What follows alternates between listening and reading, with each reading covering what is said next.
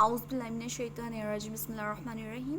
مسجد الاقصیٰ تک ہم نے ڈسکس کر لیا تھا اس آیت کو. آج ہم آگے سے چلتے ہیں, تھوڑا سا اس کا ریویو کر لیتے ہیں. مسجد الحرام, مسجد الحرام کون سی مسجد ہے؟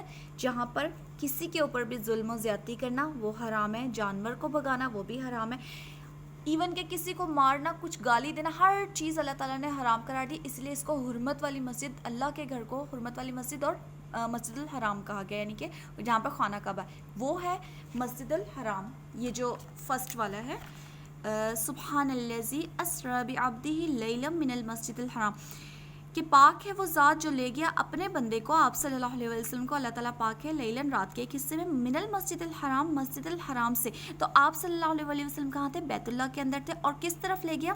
طرف الی مسجد الاقصیٰ, مسجد الاقصیٰ کی طرف لے گیا. مسجد الاقصیٰ کا نام یعنی کہ بیت المقدس کا نام مسجد الاقصیٰ ہے کیوں؟ اقصیٰ کا لفظ جو ہے وہ استعمال عربی میں کہتے ہیں دور کی چیز کو, اور جیسے میں نے آپ کو پہلی ویڈیو میں بتا دیا کہ یہ بیت اللہ سے یعنی کہ مسجد الحرام سے مسجد الاقصیٰ تک جانے کا جو سفر ہے آپ صلی اللہ علیہ وسلم کے دور میں وہ 40 دن کا ہوتا تھا, اسی لیے اس کا نام جو ہے وہ دور والی مسجد پڑ گیا. تو پہلا سفر کون سا ہوا جو اللہ تعالیٰ نے رات کے وقت کروایا آپ صلی اللہ علیہ وسلم کو؟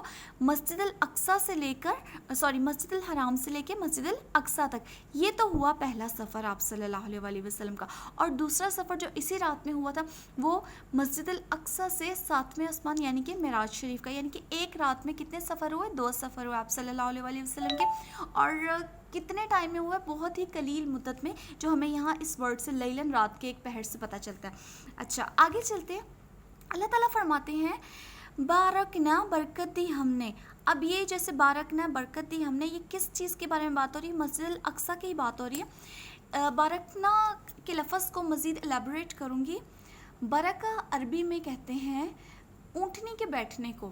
عربوں میں ایک رواج ہوتا تھا کہ اونٹنی جب آتی تھی نا کسی بھی گلی کے اندر, کسی علاقے میں, کسی بھی جگہ, تو وہ جس گھر کے اندر جا کے چہل قدمی کر کے جو وہ بیٹھتی تھی نا, اس جگہ کو نا خوشحالی کی علامت سمجھا جاتا تھا, یا سمجھا جاتا تھا یہاں پر اب بہت زیادہ مال و دولت آئے گی, کثرت ہوگی چیزوں کی, بہت زیادہ خوشحال ہوگا. تو اسی سے لفظ پھر ہو گیا برکت نکلا, یعنی کہ برکت بھی ہم کہتے ہیں نا خیر و برکت ہو, آپ کے مال میں برکت ہو, اولاد میں برکت ہو, تو خیر مطلب خوشحالی کے لیے اس لفظ کو استعمال کریں گے. تو برکہ کہتے ہیں, برکہ عربی میں کہتے ہیں اونٹنی کے بیٹھنے کو. اچھا اب آگے ہم چلتے ہیں یہیں سے. اللہ تعالیٰ فرماتے ہیں بارکنا, برکت دی ہم نے, حولہ, اس کے ارد گرد کو. کس کے ارد گرد کو؟ مسجد الاقصیٰ یعنی کہ بیت المقدس کے ارد گرد کو. اور یہ جو بیت المقدس کے ارد گرد کا علاقہ ہے یہ ارض شام یعنی کہ شام کی سرزمین ہے, اس کے آس پاس.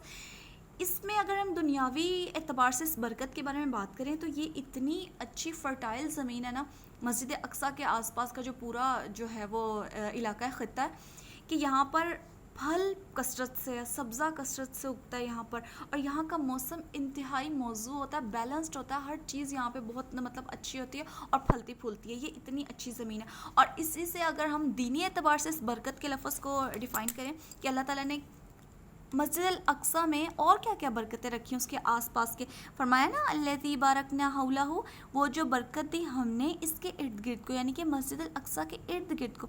ارد گرد میں ایک چیز تو ہماری وہ جو میں نے آپ کو بتایا کہ یہاں کا موسم اچھا ہے, یہاں پہ سبزہ اگتا ہے, پھل اگتا ہے. دوسری یہ زمین کہلاتی ہے انبیاء کی سرزمین, یعنی کہ یہاں پر یہ جگہ ایسی ہے کہ یہاں پر انبیاء, مختلف نبیوں کا جو یہ مسکن رہا ہے.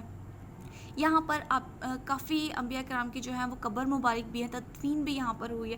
اسی لیے یہاں پر اللہ تعالیٰ نے اس کو کہا ہے کہ برکت کی جگہ ہے. اور کس لیے یہ سفر ہوا ہے؟ لِنُرِيَهُ, تاکہ ہم دکھائیں. کس کو دکھائیں؟ آپ صلی اللہ علیہ وسلم کو, من آیاتنا, اپنی نشانیوں میں سے.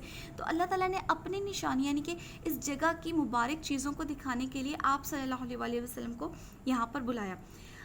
اسراء سے مراد مسجد الحرام, جیسے کہ میں نے آپ کو بتایا مسجد الحرام سے مسجد الاقصیٰ گئے, اور ساتھ میں معراج, اور یہ ایک رات میں دو سفر جو ہے وہ آپ صلی اللہ علیہ وسلم کے ہو گئے. اب یہ جو معراج کا سفر ہوا تھا نا, ایک تو اسراء کا سفر ہوا تھا. اسراء کا سفر کون سا والا سفر ہے؟ مسجد الحرام سے مسجد الاقصیٰ تک کا, ٹھیک ہے. اور جو دوسرا سفر ہے وہ معراج کا سفر تھا, جو کہ بیت المقدس سے کہاں تک تھا؟ 7ویں آسمان تک تھا, جسے ہم معراج کہتے ہیں. تو اس میں نا اختلاف ہے. بعض مفسرین نے کہا ہے کہ جب بعثت کا سال تھا اسی سال آپ کو جو ہے معراج کا واقعہ آپ کے ساتھ ہوا تھا.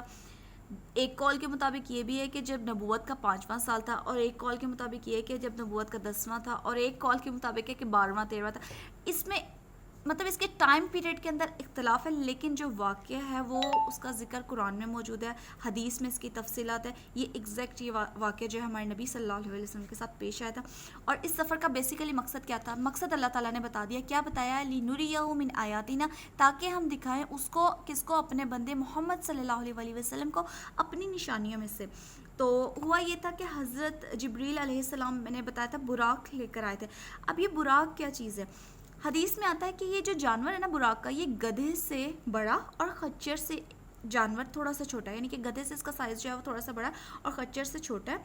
اور یہ اپنا کھر، یعنی کہ جو اپنا سینگ ہے، اپنی نگاہ کے آخری مقام پر رکھتا ہے. بیسیکلی سینگ تو 2 ہوتے ہیں نا، جو جانوروں کے سر پہ ہوتے ہیں، گدھے کے سر پہ ہو یا کوئی بھی جانور ہو، 2 موسٹلی ہوتے ہیں. اس کا ایک ہی سینگ ہوتا ہے، وہ بالکل اس کے درمیان میں ہوتا ہے. اس کو نا فکشن کی افسانوی کہانیوں میں نا جو ہیں افسانہ نگار ناولسٹ نے اس کو یونیکارن کا نام دیا ہے. انگریزی میں اس کو یونیکارن کہتے ہیں، اور انگلش میں اس کا مطلب ہوتا ہے این امیجنری بیسٹ، یعنی کہ ایک امیجن کیا ہوا. امیجن کر کے انہوں نے اس کو، آپ بے شک نیٹ کے اوپر، گوگل کے اوپر اس کو یونیکارن لکھ کر سرچ کریں، آپ کے پاس اس کی تصاویر بھی آ جائیں گی. تو اس طرح کا جو ہے وہ حدیث میں ہمیں ملتا ہے. لوگوں نے تو اس کے اوپر مطلب فکشن بنا لی، لیکن ہمیں وہ کرنا ہے جو ہمارے اسلام کے ریسورسز قرآن اور حدیث ہمیں بتاتے ہیں. تو رسول اللہ فرماتے ہیں کہ جو یہ براق کا جو جانور تھا، یہ گدھے سے بڑا، خچر سے چھوٹا تھا، اپنا کھر اپنی نگاہ کے آخری مقام پر رکھتا تھا. یعنی کہ یہ بہت دور سے دیکھ سکتا تھا، حد نگاہ تک. آپ صلی اللہ علیہ وسلم اس جانور پہ سوار ہوئے اور حضرت جبریل امین کے ساتھ بیت المقدس تشریف لائے. اور وہاں جس حلقے میں انبیاء کرام نے، یعنی کہ ایک حلقہ سا بنا تھا، ایک جگہ بنی تھی، وہاں پر جتنے انبیاء کرام موجود تھے، یعنی کہ سارے انبیاء کرام موجود تھے، انہوں نے کیا کیا تھا؟ اپنی سواریاں باندھی ہوئی تھی. اسی جگہ پر براق کو آپ صلی اللہ علیہ وسلم نے باندھ دیا. مسجد اقصیٰ میں داخل ہوئے، 2 رکعت نماز پڑھی اور اس میں انبیاء کی امامت فرمائی. اسی لیے آپ صلی اللہ علیہ وسلم کو امام الانبیاء کہا جاتا ہے. لیکن یہاں پر میں ایک بات آپ لوگوں کو کلیئرفائی کر دوں کہ ایک نعت ہے جو ہم کثرت سے پڑھتے ہیں، اور اسی امام الانبیاء